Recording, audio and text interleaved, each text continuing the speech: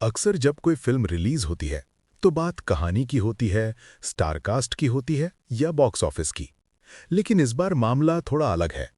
धुरंधर release होते ही हर तरफ शोर मच गया। कोई इसे शानदार बता रहा है तो कोई कह रहा है ये वैसी नहीं निकली जैसी उम्मीद थी। सोशल मीडिया पर बहस है, लोग दो हिस्सों में बटे हुए हैं। लेकिन इस पूरी बहस के बीच एक नाम ऐसा है जिस पर कोई बहस नहीं है, जिस पर सब चुप है, अक्षय खन्ना। क्योंकि धुरंधर में वो एक्टिंग नहीं कर रहे, वो रहमान डकैत बन चुके हैं। उनकी खामोशी में खौफ है, उनकी आंखों में कराची की गलियां हैं और उनके हर सीन में एक ऐसा अंडरवर्ल्ड जिंदा हो उठता है जिसे लोग भूल चुके थे। आज फिल्म धुरंधर से ज्यादा हर तरफ बस एक ही नाम चल रहा है, अक्षय खन्ना यानी रहमान डकैत। लेकिन सवाल ये है, क्या फिल्म में दिखाया गया रहमान डकैत किसी असली इंसान पर आधारित था? क्या वाकई पाकिस्तान में कोई ऐसा गैंगस्टर हुआ है? और अगर हुआ तो क्या वो वैसा ही था जैसा फिल्म में दिखाया गया? तो आइए जानते हैं रहमान डकैत की पूरी असली कहानी। लयारी, कराची का वो इलाका जहां से सब शुरू हुआ। रहमान डकैत कोई काल्पनिक किरदार नहीं था। वो पाकिस्तान के कराची शहर के एक इलाके लयारी से जुड़ा हुआ असली गैंगस्टर था। लयारी कराची का एक पुराना इलाका है, बंदरगाह के पास बसा हुआ। कुछ वैसा ही माहौल जैसा भारत में पुरानी दिल्ली के इलाकों में मिलता है। तंग गलियां, रंग बिरंगे घर और घनी आबादी। यहाँ बलोच, सिंधी, कच्छी और अफ्रीकन मूल के लोग यानी सीधी समुदाय रहते हैं। लयारी को स्थानीय लोग मदर ऑफ कराची यानी कराची की माँ भी कहते हैं। लयारी कभी फुटबॉल और बॉक्सिंग के खेलों की पहचान से जाना जाता था। ऐसा क्या हुआ कि लयारी आतंक का अड्डा बन गई? आज से पहले लयारी सिर्फ क्राइम के लिए बदनाम नहीं था। एक समय था जब पूरे पाकिस्तान में लयारी का नाम आते ही दो चीजें याद आती थीं, फुटबॉल, बॉक्सिंग। लयारी ने पाकिस्तान को कई नेशनल और इंटरनेशनल फुटबॉल खिलाड़ी दिए। यहां से एक बॉक्सर ने तो ओलंपिक में ब्रॉन्ज मेडल तक जीता। लेकिन बेरोजगारी, शिक्षा की कमी और काम के अवसर न होने की वजह से धीरे धीरे यहाँ के नौजवान जुर्म की दुनिया में उतरते चले गए। लयारी का पहला गैंगस्टर दाद मोहम्मद उर्फ दादल। 1960-70 के दशक में लयारी में पहला बड़ा नाम उभरा, दाद मोहम्मद, जिसे लोग दादल कहते थे। दादल और उसका भाई लयारी में ऑर्गेनाइज्ड क्राइम की नींव रखने वालों में माने जाते हैं। उनका काम था हशीश और ड्रग्स की तस्करी करना, दुकानदारों से वसूली करना, प्रोटेक्शन मनी मांगना। इसी दौर में एक और नाम सामने आया, हाजी लालू। वो एक कच्ची बलोच था और बेहद सख्त मिजाज वाला इंसान माना जाता था। हाजी लालू ने भी अपना अलग गैंग बना लिया। दादल और लालू के इलाके बटे हुए थे, इसलिए दादल और लालू में सीधी टक्कर कम होती थी। इसी टाइम उधर सरदार अब्दुल रहमान बलोच का नाम भी काफी फेमस होने लगा था। दरअसल हुआ ये था, ऐसा कहा जाता है कि जब रहमान 12 से 13 साल का था तो उसका किसी बात को लेकर एक आदमी से झगड़ा हो गया, जिसके चलते रहमान ने उसे चाकू मार दिया और इस आदमी की मौत हो गई। यहीं से इसका काफी नाम होने लगा। फिर इस पर हाजी लालू की नजर पड़ी। एक रहमान नाम का नौजवान है जो तेज दिमाग, चालाक, छोटे मोटे अपराधों में लिप्त है, सरदार अब्दुल रहमान बलोच। यही आगे चलकर रहमान डकैत बनने वाला था। रहमान का परिवार पहले से ही अपराध की दुनिया से जुड़ा था।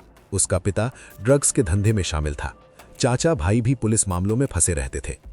इधर हाजी लालू की गैंग में रहमान ने तेजी से तरक्की की। अब वो वसूली, हत्या, धमकी, किडनैपिंग सब कुछ करने लगा। 1990 के दशक में एक अमीर शख्स का अपहरण किया गया। जब फिरौती की रकम आई तो हाजी लालू को शक हुआ कि रहमान ने पैसे में गड़बड़ी की है।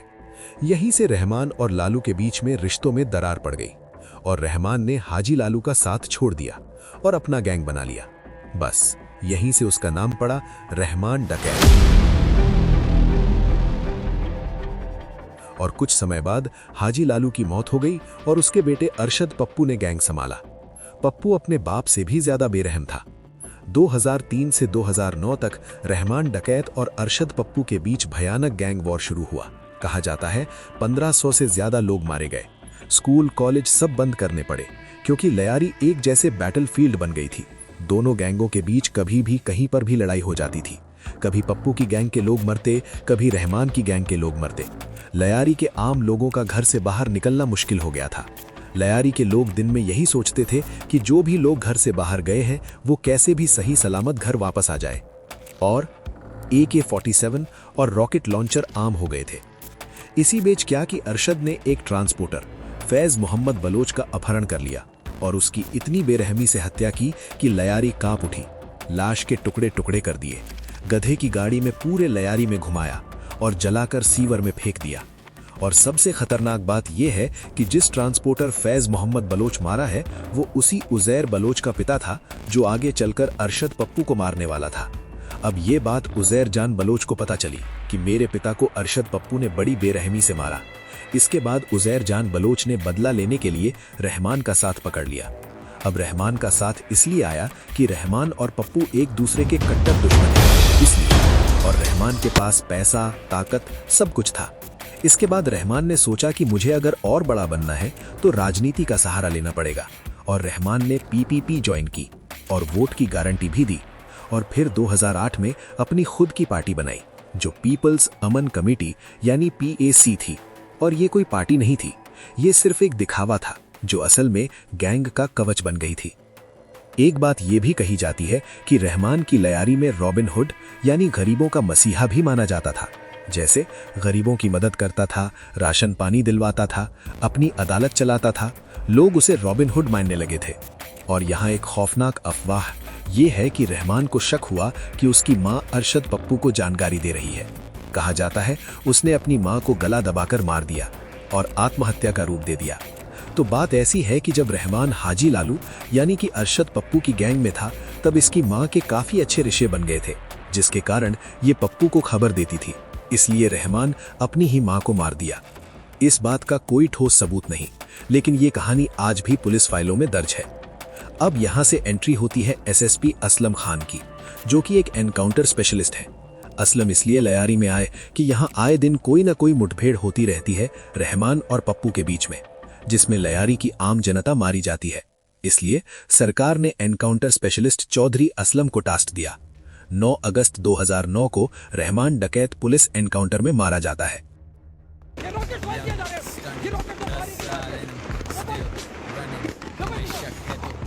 हालांकि कई लोग इसे फर्जी मानते हैं। अब यहां से और खतरनाक खेल शुरू होता है। साल 2009 कराची की सड़कों पर उस दिन अजीब सा सन्नाटा पसरा हुआ था। माहौल कुछ ऐसा था जैसे पूरा शहर किसी बड़े सदमे में डूबा हो। वजह साफ थी, लियारी का सबसे बड़ा गैंगस्टर, कराची का सबसे खौफनाक डॉन रहमान डकैत अब इस दुनिया में नहीं रहा। लेकिन उसकी मौत से भी बड़ा सवाल लोगों के जहन में घूम रहा था। जिस क्राइम एम्पायर को रहमान डकैत ने खून और खौफ से खड़ा किया था, अब उसे संभालेगा कौन? उस खाली कुर्सी पर आखिर बैठेगा कौन? रहमान डकैत के बाद इस अंडरवर्ल्ड की गद्दी के 2 सबसे बड़े दावेदार सामने आए।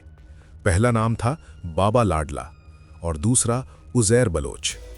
कहने को ये दोनों ही अपने आखिरी दिनों में रहमान डकैत के काफी करीबी थे, लेकिन दोनों की शख्सियत जमीन आसमान का फर्क रखती थी। बाबा लाडला नाम सुनते ही खौफ पैदा हो जाता था। टारगेट किलिंग, टॉर्चर और खुलेआम हिंसा ये सब उसकी पहचान थी। लोग उसे रहमान डकैत जैसा ही बेरहम और खतरनाक मानते थे। वहीं दूसरी तरफ उजैर बलोच, साफ सुथरे कपड़े, पढ़ा लिखा चेहरा, शांत स्वभाव। उसे देखकर कोई भी यही कहता कि ये तो किसी कंपनी में काम करने वाला सीधा साधा इंसान लगता है। इसी वजह से ज्यादातर लोगों को यकीन था कि गैंग की कमान बाबा लाडला के हाथों में ही जाएगी। लेकिन कराची उस वक्त सन्न रह गया जब फैसला सामने आया। नया सरदार चुना गया उजैर बलोच को। शहर में हैरानी जरूर थी, मगर साथ ही लोगों ने राहत की सांस भी ली। उन्हें लगा कि क्राइम तो पहले ही बहुत फैल चुका है, कम से कम अब एक पढ़ा लिखा इंसान आगे आया है, शायद हालात पहले से बेहतर हो जाए। लेकिन ये सोच बहुत बड़ी गलतफहमी साबित होने वाली थी, क्योंकि उजैर बलोच ने जो कुछ किया उसके बाद लोग रहमान डकैत को भी भूलने वाले थे। रहमान डकैत के अपने कुछ नियम थे, कुछ सीमाएं थीं, लेकिन उजैर बलोच के सिस्टम में हर तरह के नियम खत्म हो चुके थे। उसके गद्दी पर बैठते ही कराची की गलियों ने वो मंजर देखे जो इतिहास में हमेशा के लिए दर्ज हो गए।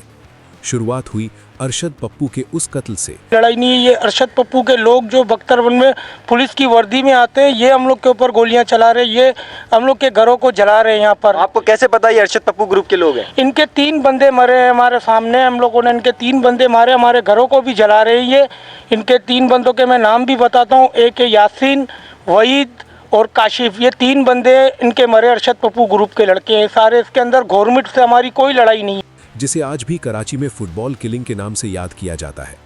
असल में उज़ैर बलोच शुरू से कोई गैंगस्टर नहीं था।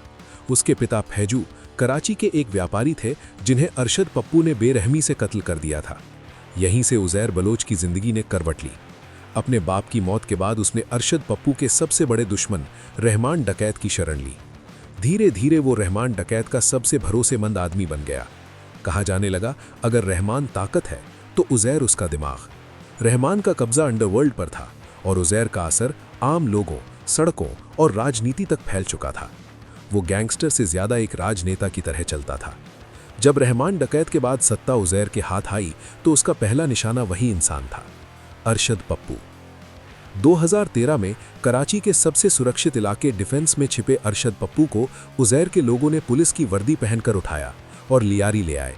उसके साथ उसके भाई यासिर अराफ को भी पकड़ा गया। रात के अंधेरे में लियारी की गलियों में भीड़ जमा थी। लोग तमाशा देख रहे थे। सामने खड़ा था उज़ैर बलोच और उसका कमांडर बाबा लाडला। पहले घंटों टॉर्चर किया गया, फिर अरशद पप्पू का सिर काटा गया।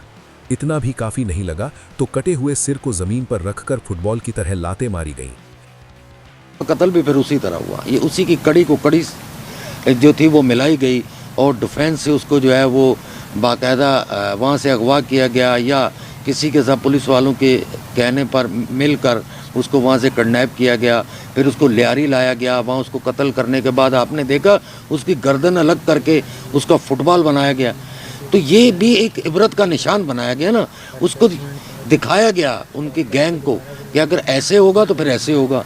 तो पप्पू क्या करता था, वो भी मुखालफिन के इसी तरह लोगों को कत्ल करता था और पप्पू को भी इसी तरह कत्ल किया गया और उसके गर्दन उड़ा के उसको फुटबॉल बना के रोड के ऊपर किस तरह उसके धड़ को खींचा गया। तो ये सारा मैं ये समझता हूँ कि जो आपने बीज बोया हुआ था वो आपने काटा था। और फिर आप ये देखें बेबसी हमारे सिक्योरिटी इदारे। बची हुई लाश को गधा गाड़ी में डालकर पूरी लियारी में घुमाया गया, फिर उसके टुकड़े किए गए, जलाया गया और राख को नाले में बहा दिया गया। ये वहशत थी जिसे रहमान डकैत के दौर में भी नहीं देखी गई थी। उज़ैर का असर अब सिर्फ क्राइम तक सीमित नहीं था, राजनीति में भी उसका दबदबा बन चुका था। एक बड़ी राजनीतिक पार्टी का उसे खुला समर्थन मिल चुका था। लेकिन 2012 में हालात सरकार के हाथ से निकलने लगे। तब लॉन्च हुआ एक बड़ा ऑपरेशन जिसकी जिम्मेदारी मिली एसएसपी चौधरी असलम को। फिर से असलम को इसलिए भेजा गया कि जब इतने बड़े गैंगस्टर रहमान डकैत को मार दिया तो उज़ैर को भी मार देगा। लेकिन असलम इस बात से बेखबर थे कि मैंने उसके आका रहमान डकैत को मारा तो उज़ैर और भी खतरनाक हो गया होगा, क्योंकि रहमान के मरने के बाद उज़ैर ने पूरी लियारी में अपने लड़के लगा दिए थे, सब पर नजर रखने के लिए, और खासकर असलम की स्पेशल टास्क फोर्स पर भी। असलम कब आएगा लियारी में और कौन कौन से हथियार हैं, कितने आदमी आ रहे हैं, ये सब पूरी जानकारी थी उज़ैर के पास। असलम चौधरी की इसीलिए उज़ैर भी फुल तैयारी में था। इधर असलम 3000 पुलिस वालों के साथ जब वो लियारी पहुंचे तो ऐसा लग रहा था मानो जंग छिड़ने वाली हो, और सच में जवाब गोलियों से नहीं बल्कि रॉकेट लॉन्चरों से मिला। देख सकते हैं कि दोनों तरफ फायरिंग हुई है। ये आप देख सकते हैं कि दो तरफा फायरिंग का तबादला है ये, और ये आप देख सकते हैं कि दो तरफा फायरिंग का तबादला है क्योंकि दोनों तरफ से फायरिंग की जा रही है। ये दोनों तरफ 8 दिन तक पूरा इलाका सील रहा। सबसे ज्यादा नुकसान आम जनता को हुआ। उज़ैर बलोच ने खुद को गरीबों का मददगार दिखाने की भी कोशिश की। सोशल वेलफेयर, अमन कमेटी सब राजनीति के लिए इस्तेमाल हो रहा था। लेकिन असली सच उसके महल के पीछे छुपा था, जहां झरने की आवाज टॉर्चर रूम की चीखों को दबाने के लिए थी। उसके निजी चिड़ियाघर में मगरमच्छ और भालू तक पाले गए थे। फिर कहानी में बड़ा मोड़ आया। बाबा लाडला और उज़ैर बलोच आमने सामने आ गए। गैंग वॉर शुरू हुई। बम ब्लास्ट, गोलियां, बेगुनाहों की मौत। 1 साल में करीब 800 लोग मारे गए। इसी दौरान तालिबान का असर भी बढ़ने लगा। एयरपोर्ट अटैक के बाद सरकार ने ऑपरेशन कराची लॉन्च किया।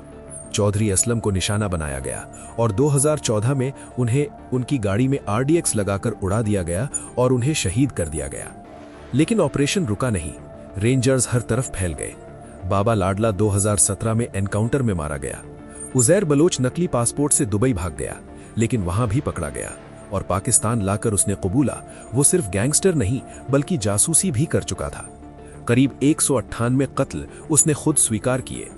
आज भी उज़ैर बलोच जेल में है। 2020 में उसे जासूसी के मामले में 12 साल की सजा मिल चुकी है और इसी कहानी से जुड़ा कुलभूषण यादव का नाम भी सामने आता है, जिस पर गल्फ न्यूज की रिपोर्ट में उजैर बलोच की मदद का दावा किया गया था।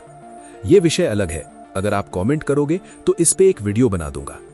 फिलहाल लियारी की इस खौफनाक कहानी को यहीं खत्म करते हैं। यही थी रहमान डकैत की पूरी असली कहानी। एक गैंगस्टर, एक खून से सना दौर और एक इलाका जिसने बहुत कुछ झेला। अगर आपको ये कहानी पूरी जानकारी के साथ समझ में आई हो तो लाइक जरूर करें, कमेंट में अपनी राय लिखें, क्योंकि ऐसी वीडियो बनाने में बहुत ज्यादा समय और मेहनत लगती है। और ऐसी ही रियल स्टोरीज के लिए सब्सक्राइब कर सकते हैं। इस कहानी में इतना ही। जय हिंद, जय भारत।